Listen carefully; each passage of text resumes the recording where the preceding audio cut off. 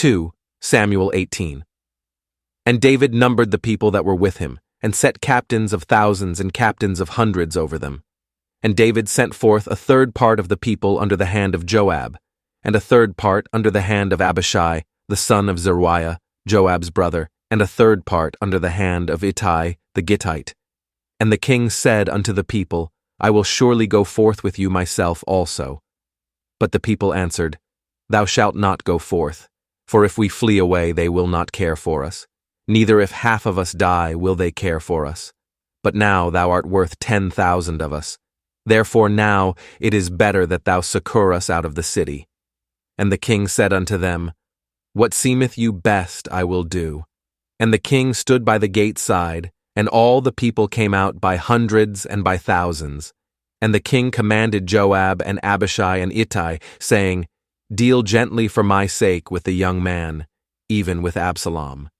And all the people heard when the king gave all the captains charge concerning Absalom.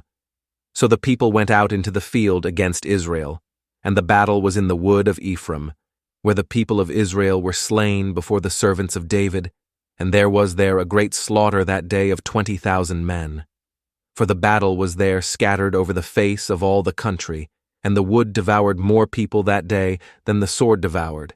And Absalom met the servants of David, and Absalom rode upon a mule, and the mule went under the thick boughs of a great oak, and his head caught hold of the oak, and he was taken up between the heaven and the earth. And the mule that was under him went away.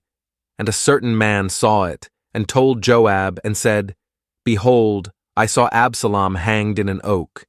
And Joab said unto the man that told him, And behold, thou sawest him, and why didst thou not smite him there to the ground? And I would have given thee 10 shekels of silver, and a girdle. And the man said unto Joab, Though I should receive 1,000 shekels of silver in mine hand, yet would I not put forth mine hand against the king's son. For in our hearing the king charged thee and Abishai and Ittai, saying, Beware that none touch the young man Absalom.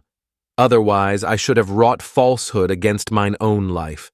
For there is no matter hid from the king, and thou thyself wouldest have set thyself against me. Then said Joab, I may not tarry thus with thee. And he took 3 darts in his hand, and thrust them through the heart of Absalom, while he was yet alive in the midst of the oak. And 10 young men that bare Joab's armor compassed about, and smote Absalom, and slew him. And Joab blew the trumpet, and the people returned from pursuing after Israel. For Joab held back the people. And they took Absalom, and cast him into a great pit in the wood, and laid a very great heap of stones upon him. And all Israel fled every one to his tent. Now Absalom in his lifetime had taken and reared up for himself a pillar, which is in the king's dale. For he said, I have no son to keep my name in remembrance. And he called the pillar after his own name, and it is called unto this day Absalom's place. Then said Ahimaaz the son of Zadok, Let me now run, and bear the king tidings, how that the Lord hath avenged him of his enemies. And Joab said unto him, Thou shalt not bear tidings this day, but thou shalt bear tidings another day. But this day thou shalt bear no tidings, because the king's son is dead. Then said Joab to Cushi, Go tell the king what thou hast seen. And Cushi bowed himself unto Joab and ran. Then said Ahimaaz the son of Zadok yet again to Joab, But howsoever, let me, I pray thee, also run after Cushi. And Joab said, Wherefore wilt thou run, my son, seeing that thou hast no tidings ready? But howsoever, said he, let me run. And he said unto him, Run. Then Ahimaaz ran by the way of the plain, and overran Cushi.